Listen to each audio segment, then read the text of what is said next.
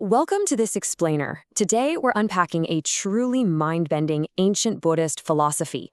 It basically claims that doing absolutely nothing, just being genuinely happy, can actually generate way more merit than, say, donating entire galaxies full of treasure. I know, right? It sounds like a total paradox. But stick with me, because by the end of this, you're going to see exactly how the mathematical and spiritual logic behind this actually works. I mean, it sounds totally impossible. We are so conditioned to think that doing a good deed literally requires giving something up. Your money, your time, your energy. But we're going to decode how a radical, completely counterintuitive shift in your mind can turn conventional morality totally on its head. The text we're diving into today, it's a really profound commentary by Nagarjuna, makes this bold claim. Our physical actions, they're severely limited, but the mind is truly infinite. So, here's our roadmap to unraveling this ancient mystery. First, the mystery of rejoicing dedication. Then, how the mind surpasses all charity. After that, a warning to beware poisoned form food. Then we'll look at how formless wisdom breaks illusions, explore the beginner bodhisattva training ladder, and finally, wrap up with ultimate perfection true reality. Let's get right into it. Starting off with Section 1, the mystery of rejoicing dedication.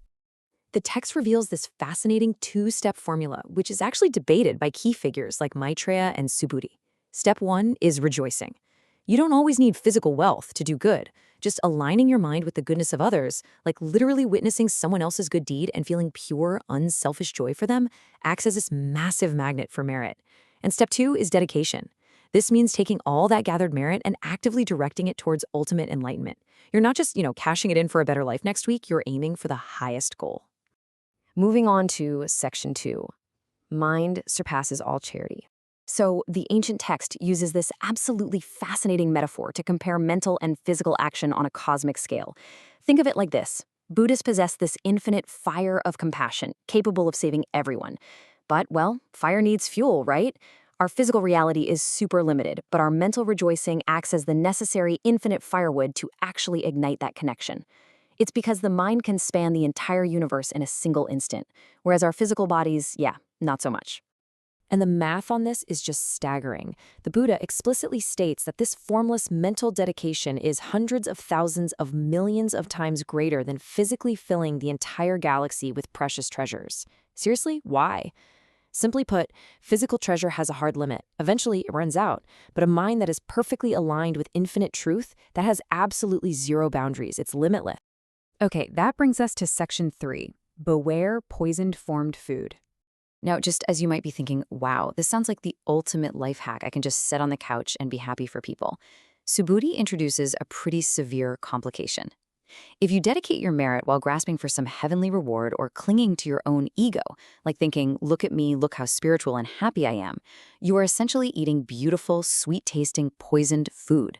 I mean, it looks amazing on the plate, right? It tastes incredible when you first eat it. But as the text warns, once digestion begins, the poison goes to work. So, the really crucial point here is that doing a good deed with a selfish expectation actually binds you even further to suffering.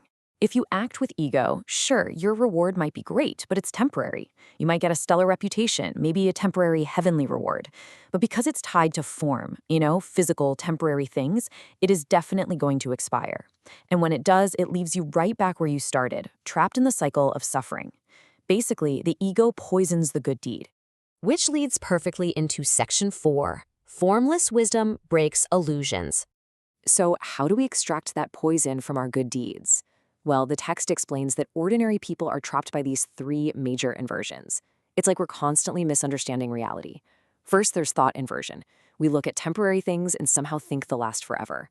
Then there's mind inversion, where we become deeply attached to things we really should just let go of.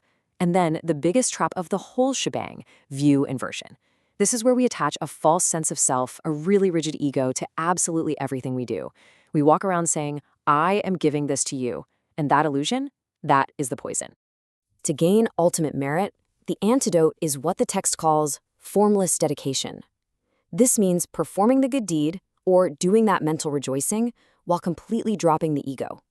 You really have to realize that the I who is giving, the you who is receiving, and even the gift itself, they are all just temporary changing conditions.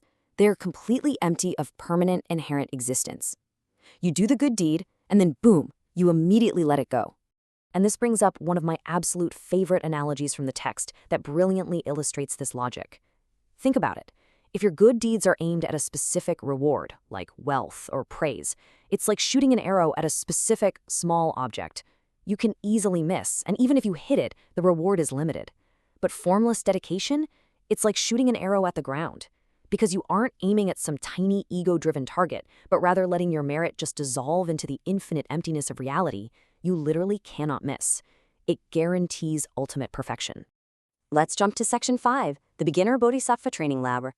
Now, you might be sitting there thinking, okay, letting go of my ego entirely sounds pretty terrifying. And you know what? You're definitely not alone.